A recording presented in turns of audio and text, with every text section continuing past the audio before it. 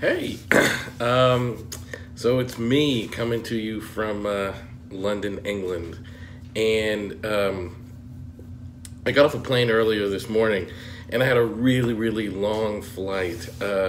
Very unusual for me. I didn't take any naps, didn't watch any movies. I just really sat and thought and took notes. I had an interesting conversation right before I boarded a plane with my friend and often teaching partner, Adam Frower, about solution-focused brief therapy and what it is about this approach that makes it so difficult to learn. And what we were talking about was solution-focused brief therapy is often described as a question approach. And to both he and I, we think that that's kind of misleading. Well, obviously, solution-focused brief therapy is a question-based approach, but it's so much more than the questions.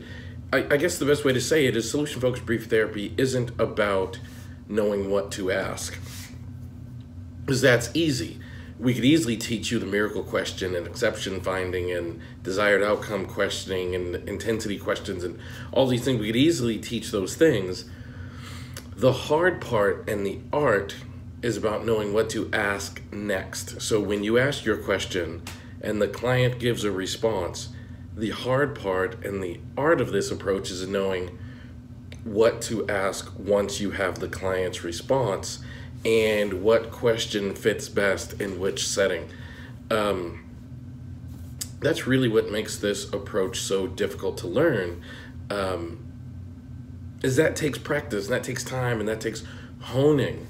And it's also why one of my most popular courses is a course that's all about the question asking. So what I wanted to do in this week's blog is to take an excerpt from that course and show you exactly what I mean about this approach is about asking the question and asking what's next.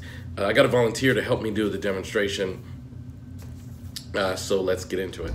So as we think about the importance of this idea of establishing what the client desired outcome is from therapy, you know, there's so many different ways to think about it. There's so many different ways to do it. I've been teaching this approach around the world for so long, I've noticed that some people actually have a hard time, like with the word hope, or phrasing the question, what are your best hopes from therapy?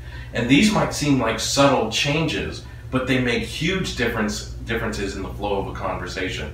So people who struggle with using the word hope, there are so many different ways you can ask the question by introducing a new word. Like I can say something like, what do you wish for most would be different in your life as a result of us talking?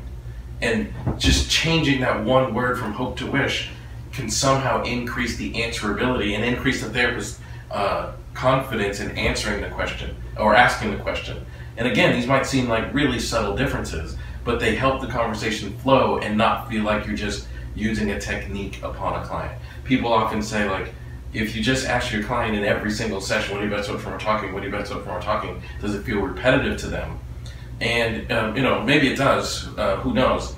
But if I feel like I'm being repetitive, there are just variations of the questions I can ask to make people not experience it as the same question. And I could say to Arlene, what do you wish for most would be different in your life as a result of us talking?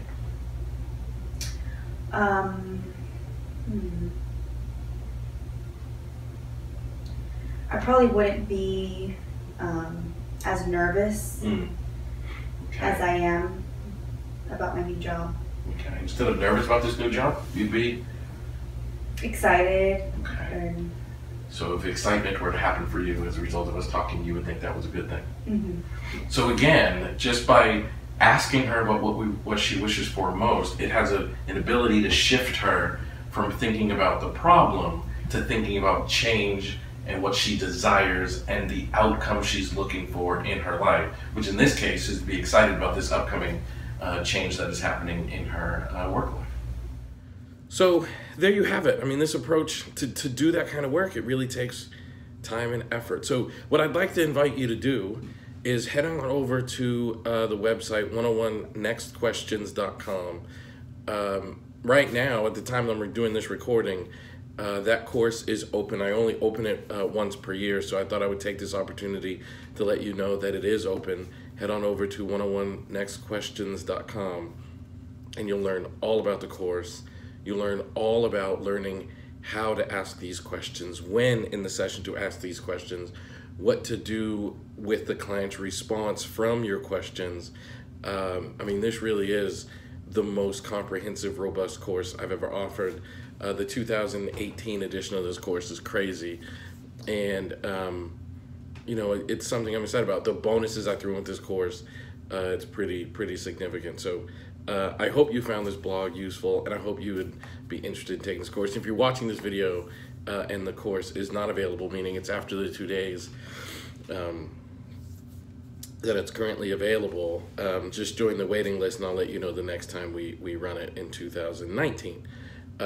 So anyway, it's late, I'm tired, I have flown a lot, and it's been hectic kind of dealing with this course registration. So I hope you enjoyed the demonstration. I hope you liked this video. Forgive me for being a little lower energy than normal, but you know, thousands of miles of flight time will do that to you. And I will catch you next time. Please like and share this video before you go. Man, I really appreciate it.